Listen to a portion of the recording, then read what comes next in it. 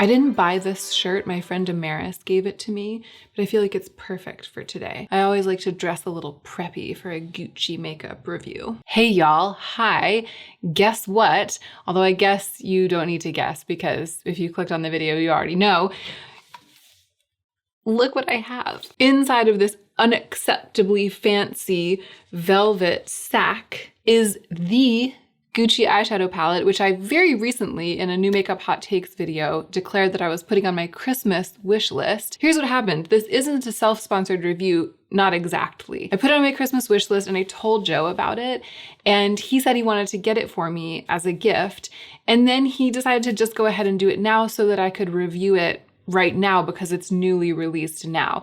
I would have reviewed it anyway if I'd received it as a Christmas gift like during the holiday season, but I feel like the review is hotter right now, like it's more appropriate to this moment in time than it would be to say early January. And so I'm really grateful that he decided to go ahead and get it. I'm glad I'm getting to review it because I felt a passion the likes of which I rarely feel in response to the release of this palette, the color story, the packaging, everything. And I feel like that is an exciting position from which to review something because I'm basically going to be answering the question of whether or not it lives up to my expectations. So I had two questions about this palette before I got it in my hands. One, is the packaging actually as beautiful and luxurious in person as it looks like it's going to be? And two, how do the eyeshadows perform? Because since they rebranded, Gucci hasn't released any eyeshadows. I'm going to be answering those two questions for you today.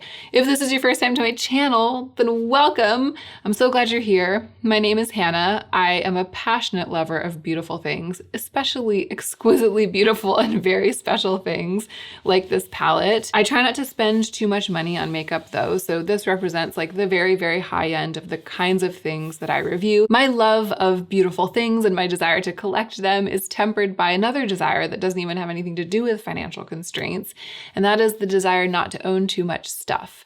For the most part, I want to have fewer, nicer things, and there's a chance that this palette could fit right into that worldview. If all of that sounds good to you and you're not subscribed, I would love it if you'd subscribe to my channel. And now let's go ahead and get into the meat of the video. I am beside myself in a number of ways. And one has to do with this palette. I'm really excited. Here's what happened. I didn't want this to be a first impressions. The schedule in my household and our filming schedule and everything, my work, my sleep schedule, everything has been turned on its head completely because of this little smidge of a kitten that we are currently fostering. We didn't go out to foster a kitten. We didn't set out, we didn't go in search of kittens to foster. This one just came to us. We're taking care of her, but everything's like off the rails right now. But the show must go on. So this is the day that I was filming this video. I haven't had time to play with the palette in terms of putting it on my eyes, but I have filmed some really good overhead footage. So you're gonna get really close up swatches of this palette, a really close-up look at what it looks like in person. And I'm also going to be applying it to my eyes today, and we'll see together what kind of eye look I end up getting and how the shadows perform. And then I will come back after I post the video, because between today when I'm sitting here filming and the day on which I post the video, I'm going to have to, upload the footage, process the footage, edit the footage, upload the video, do all of the metadata, and in that time, in those days, I'll have time to play with it more. So I'm going to pin a comment and possibly also put something in the description box that tells you how it's gone between today as I sit here filming and the day that you're watching this. So you'll be able to get full review content from me by both watching the video and reading whatever comment I leave down below. That is the compromise that we're making because of what the kitten has done. Don't blame me, blame Smidge. And she's not here right now. I would love to show her to you, but she's upstairs in Julia's office hanging out with Julia, which is good because when she was here before, when I was filming new makeup hot takes, she was sleeping. So that was totally fine. But as she's gotten more and more acclimated to her life with us and just less fearful, when she's not sleeping, she's like a terror. Like she just needs to be exploring, running all over the place, squeaking, hiding, playing. And there actually wouldn't be a way for me to film with that version of Smidge in the mix. I might try to kitten-proof this room, so it might be a possibility. Keep an eye out for future videos. But here, I'll put in a picture or something. I'll put a video in or a picture so you can have a little smidge of Smidge. Let's talk about the palette, and I'll answer the first and easiest to answer question first. Is it as beautiful in person as it looks like it's going to be? Yes. I'll show you the footage. I'll roll the overhead footage of myself unboxing it, taking it out of its beautiful box. It's heavy. It's stunning. There is absolutely nothing about the expectation that I formed in my mind on which this palette didn't deliver. And that is rare. Whenever shopping online for anything, it's rare in makeup. And it is particularly rare in the case, I think, of these sort of ornately packaged items of makeup. A lot of times something will look like this in pictures, but then you get it in your hand and it's all made of plastic and it feels cheap and it's very lightweight. This is made of some plastic. It's not as though it's entirely made of metal or, you know, real lacquer or something like that, but it feels like it could be. It has that weight in the hand that makes the warmth spread through the belly, that makes the synapses of my brain fire from left to right. It is the kind of beautiful packaging that kind of gives me a lump in my throat. They truly delivered on what they promised in terms of packaging. The first thing that I did when I opened it was to investigate this removable pan situation. So you'll see in the footage that the pan of eyeshadows pops out of the compact and it's just this little tray of little eyeshadows. The size of the pans is quite small, much smaller than most eyeshadows these days. They are even smaller than Natasha Denona's midi-sized pans. I didn't get any footage of that comparison in the overhead filming session, so I'll show you right here. This actually doesn't bother me. If I'm going to own this palette and have it sitting on my vanity, I actually want to use it. Even though one of the main reasons to own it is how beautiful the packaging is, I actually want to use it. I like to vigorously use my very beautiful things. That's the relationship that I like to have with them. So I am hoping to pan some of these eyeshadows. I'm hoping to fall in love with some of these formulas. And I feel like Gucci's kind of encouraging that way of interacting with it because the eyeshadow pan is removable. So I'm thinking, like, even if I destroy this, even if I use these up completely, this will continue to be something that I can use because I can buy a different color story or I can buy a replacement pan, presumably. I hope that those will go onto the market. They aren't on the market yet, but presumably I'll be able to do that and replace it. So I don't feel like I'm messing up the entire thing or making the entire thing kind of age or become irrelevant to me if I use and use and use the eyeshadows that are inside of it. And because of that, I don't mind that the pans are small because smaller pans are easier to use up completely. And I'm hoping that I'll be able to do that. I want to feel like I've actually used this makeup. Good news for all of us. Julia just texted that it's getting too hot in her office, which has a lot of sun exposure and isn't air conditioned. So I'm gonna go get Smidge. Hopefully she'll stay asleep. Hopefully this will be good news, but you'll get to see her.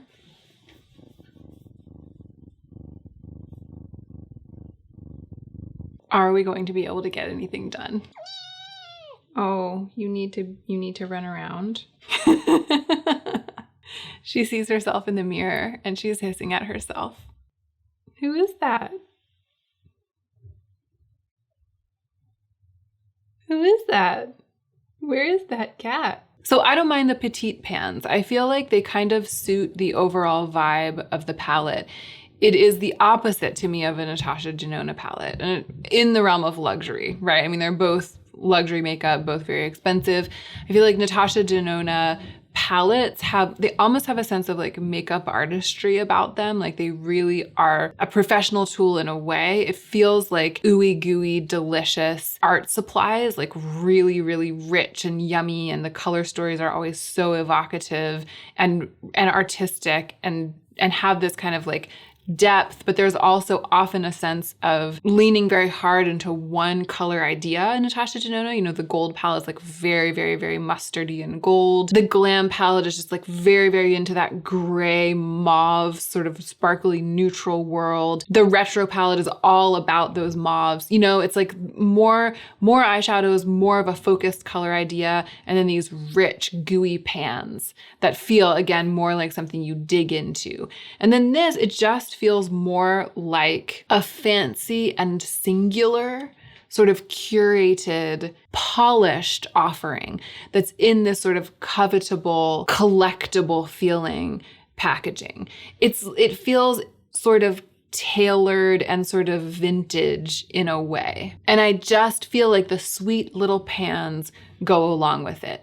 That's the way that I feel about it. So it's like I've bought in enough to feel like the pans just fit it perfectly. I really like the way in which it is conceived. I like all of the decisions that Gucci made. The fact that the pans are replaceable, the fact that the compact is so covetable. I love the cover. Unfortunately, when I was filming the overhead footage, I had already taken it out because I just had to see it.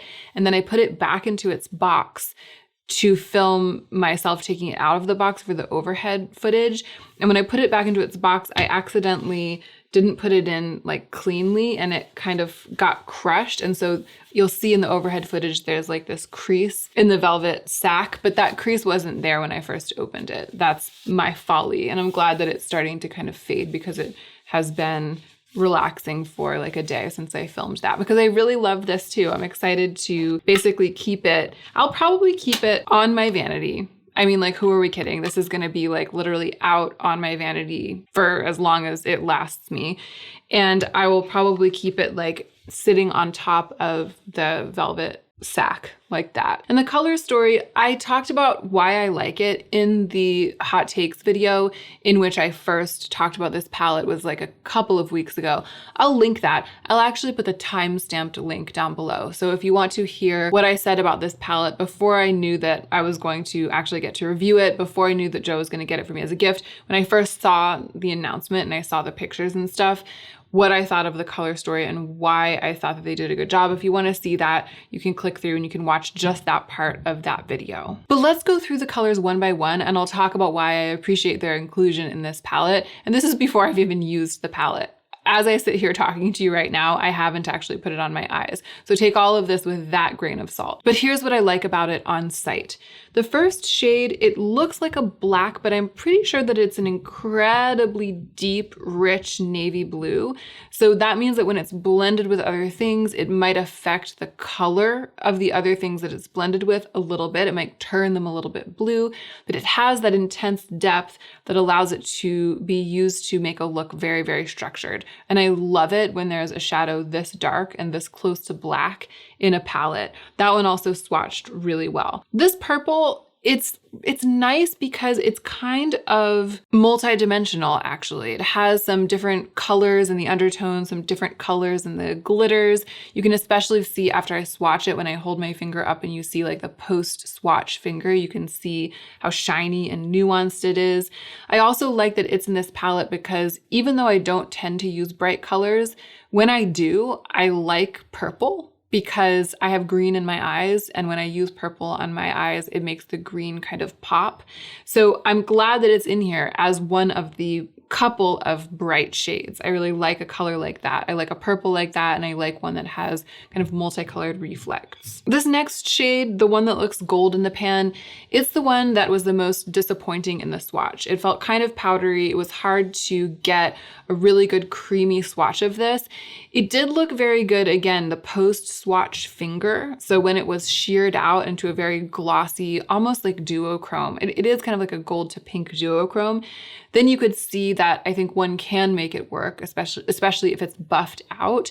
One can make it work as that sort of thing, but the formula isn't as satisfying to swatch as the formulas of all of the rest of these eyeshadows.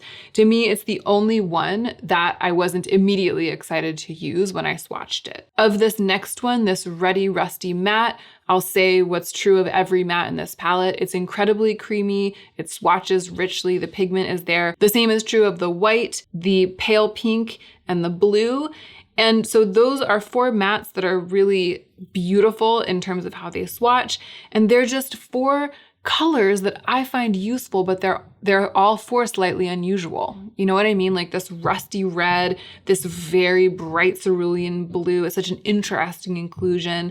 And then this white and this pink, I can imagine both of them being useful in different kinds of ways. Like that white could go in the inner corner, for example, but I just feel like they're slightly unusual, slightly original decisions. I feel like these shadows, these four matte shadows, are kind of going to push me in an unexpected direction when I'm using this palette. The silver is out of control. It's stunning. It might be the most beautiful silver eyeshadow I've ever swatched. It reminds me of the silver that was in the Urban Decay Electric palette. And I remember when I decluttered that palette, I remember thinking the only thing that makes me want to hang on to this palette is that silver. But because I wasn't really using the rest of it and because it was so old, I finally let it go. Now I feel like I have a silver of that caliber back in my life and I'm really excited about it. And then these last 4 are just 4 perfect grungy earth toned shades for me. The 2 mattes are very beautiful. And then those last 2 are like creamy satins. They have that sort of slight, almost wet look, glossy shine to them. And those last 2 shades might be the 2 that I think that I'm going to use the most. I could see myself just defaulting to using them day in and day out as go-to shadows. I hope that they become that for me. Those are my reactions to the colors, just going through, seeing them in person, swatching them. They're kind of thin and small, the swatches. That's just because the pans are so small. So I wasn't able to get like my full finger pad completely coated the way that I usually do. And I'm trying to give you thick, juicy swatches, but they swatched well. There was nothing about the experience of swatching them that made me worry about how they would perform on the eyes, with the exception of that one kind of lackluster duochrome. We all know that swatching doesn't always tell the tale, but usually it's in the other direction, right? Sometimes there are eyeshadows that don't swatch very well, but then they perform beautifully on the eyes. It's not as usual for something to swatch super well and then to struggle with it on the eyes. So honestly, I have high hopes. I'm optimistic about how this will go, but I have yet to apply this palette. Let's go ahead and do it. Okay, I've zoomed you in and I'm also gonna put my hair up. Okay, hopefully that will hold and doesn't look too weird. I have these new earrings, these smaller, these like delicate hoops in the front. They have ridges. They're so pretty. I got connected with this jewelry brand that I don't know how to pronounce. I think it's Monica Vinader or Monica Vinadar. I don't know. It seems like it's one of either of those 2. They sent me a coupon code, which is really great. They sent me these and also this ring that I was wearing in the overhead footage. I chose the engraving. It says yes. It's just a little reminder to myself. Here's what I'm going to do. I'm going to start with what I think that I'll do as like a default eye every time or like most times. If it were just a normal day and I wanted to use this as an everyday palette, which I'm really hoping to do, we'll go into this. I love this kind of like neutral taupey mauve. This is just like the in-between of everything. So I'm just going to put this all over my lids and blend it out with a brush and see how that looks. And then I'll go in with more shades and see like how I might spice it up if I wanted to spice it up. So far the shadow feels very smooth. It feels kind of like silky and it feels like it's covering surface area without being too thick.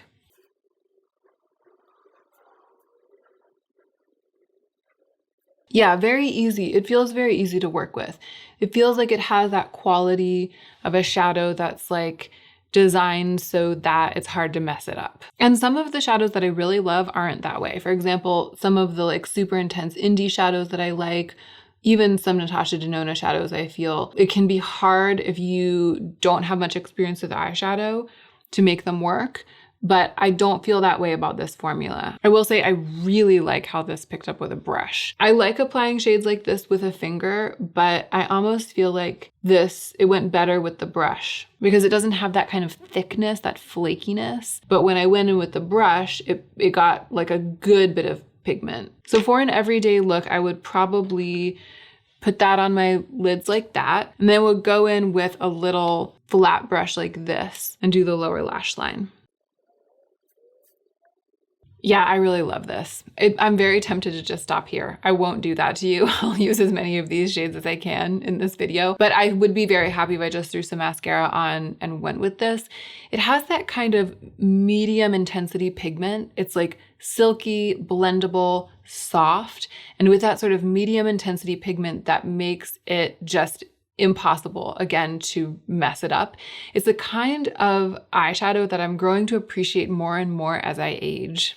I feel like you can get a look that's effective, but very quickly without too much drama. And it blends, it's like melting into and blending into my skin instead of being like a paste on top of it with which I have to work really hard. So if I were going to pump up this look from here just a little bit, I would go into the darkest shade, and that's what I'm gonna do now. I'm curious to see when I blend it out, is it gonna turn navy? Like, is it going to really look blue, or is it going to look black? I wanna see what happens. I'm gonna go right in with a brush because I saw how well that went with the other shade. Yeah, the pigment is there.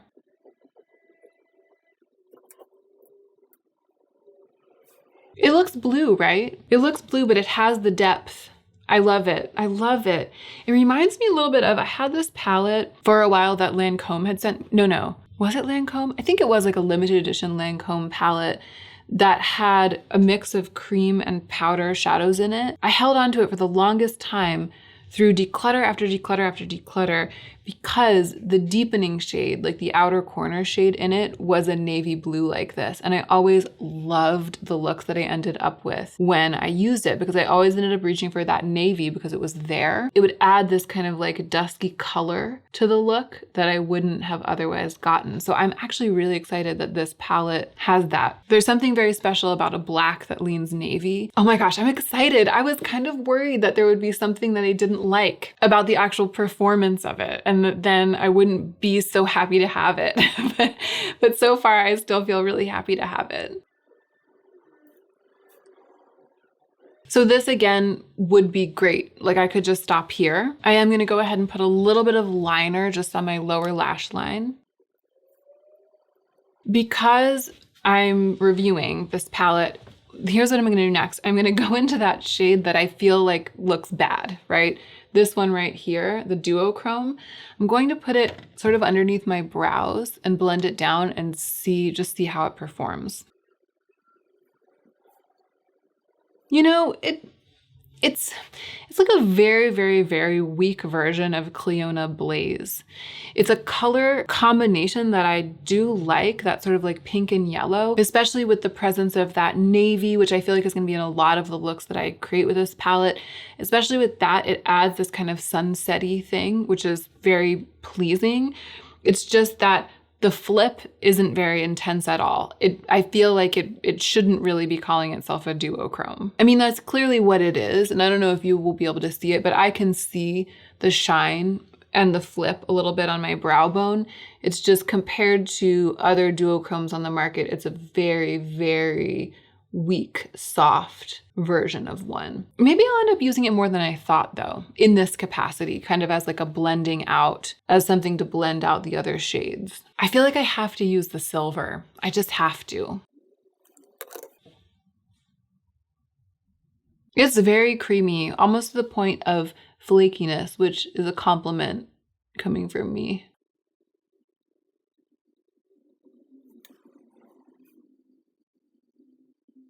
I have to say it's a little bit steelier and kind of grungier on the eyes than I was expecting it to be.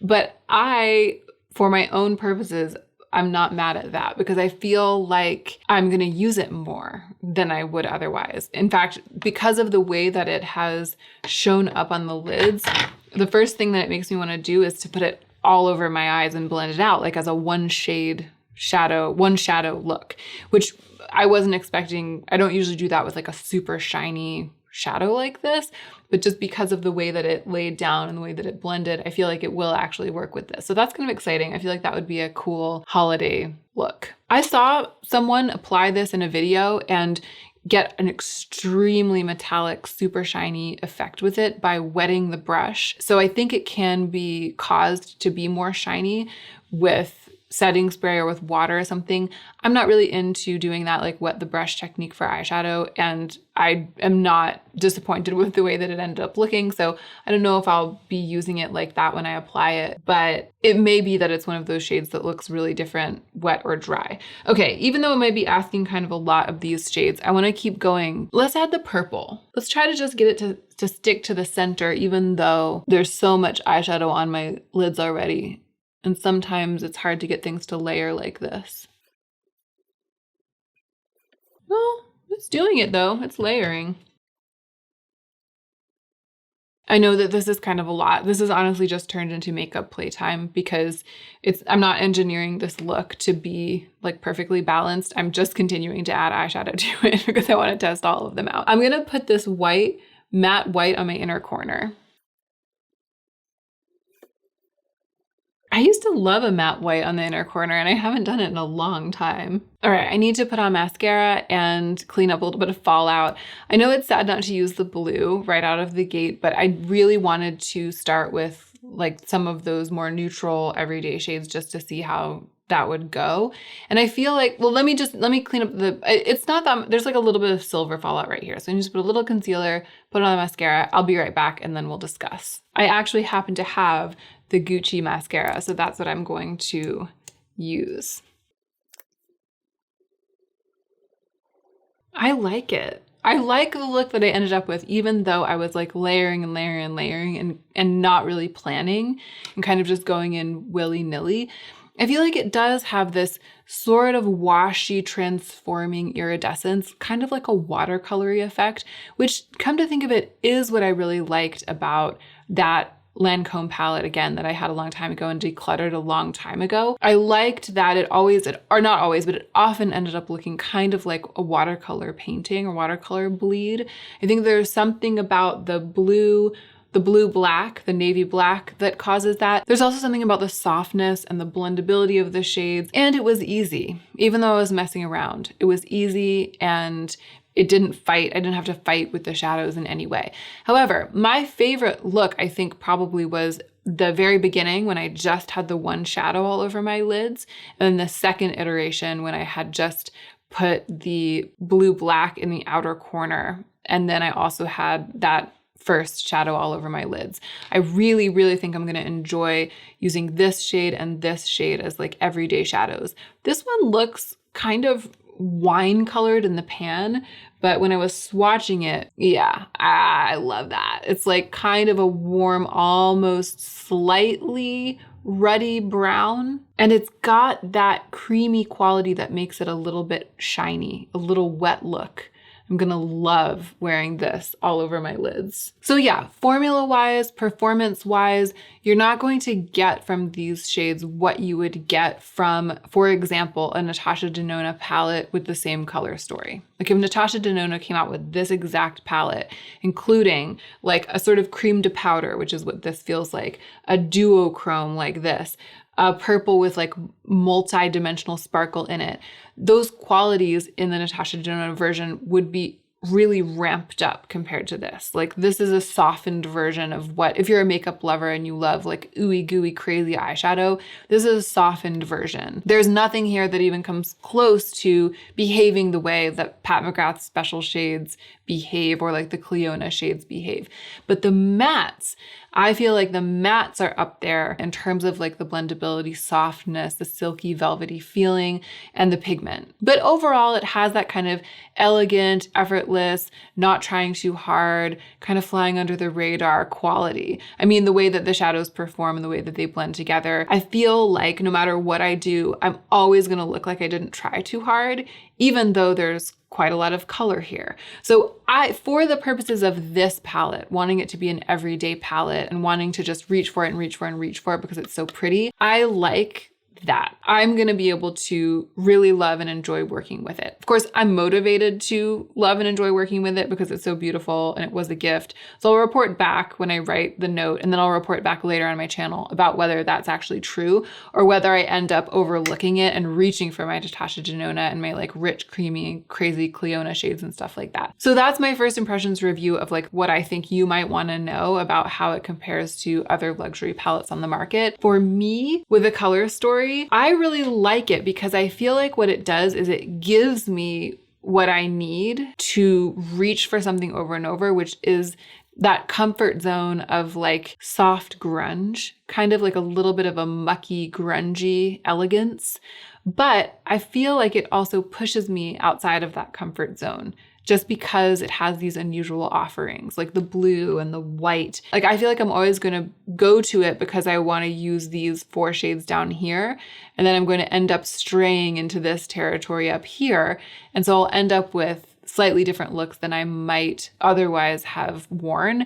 And these days, with my relationship with makeup, with what I'm doing in my life and you know what I'm doing up here and all of that, these days that's very valuable to me. That's something that I quite appreciate, and that's relatively rare. I feel like all that remains to complete this look is we need to apply a little smidge.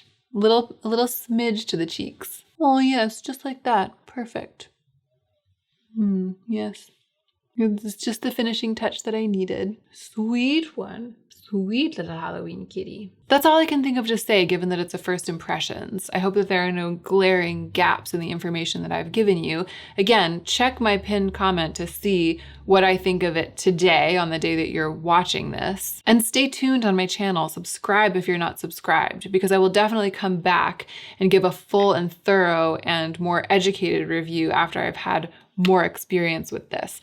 I'm developing a little stack of luxury makeup items of which I've given you first impressions, but I haven't given you like a super thorough review. So this is just like going in that stack. And I'll probably come back in a month or so and give you like a fully reviewing all of the luxury makeup that I've been testing video. I mean, one thing that I didn't mention, except for in passing, is that this palette is $150. It's like insanely expensive. It has that feeling of being marked up because it's Gucci. When I decided that I wanted to acquire this, like when I decided to put it on my Christmas wish list, I knew that I was saying that I wished for something that costs more maybe than other things like it would cost because of the branding, because of this particular kind of specialness that it has. And that's worth it to some people and not worth it to others. For me, it wasn't going to be worth it for me to spend $150 of my personal budget or of my channel's review budget even on it. But I feel like it's the kind of thing that is really nice to receive as a gift. So that's the position that it's occupying in my personal makeup and beautiful things firmament. And whether or not this palette is going to be worth it to you, that's something that only you can decide, because value is relative. It's relative to how much disposable income you have. It's relative to your value system. So all I can do is to tell you how it's going for me, how it's gone between this palette and me over the past couple of days, opening it, swatching it, putting on my eyes, just kind of give you my pure, basically unfiltered reaction. And then you can take that information and use it to make your own decision. So I hope that this has been useful, or at the very least enjoyable to watch. And I really, really hope that you're remembering to take extra good care of yourself so that you can be the most effective version of yourself as you do your work in the world.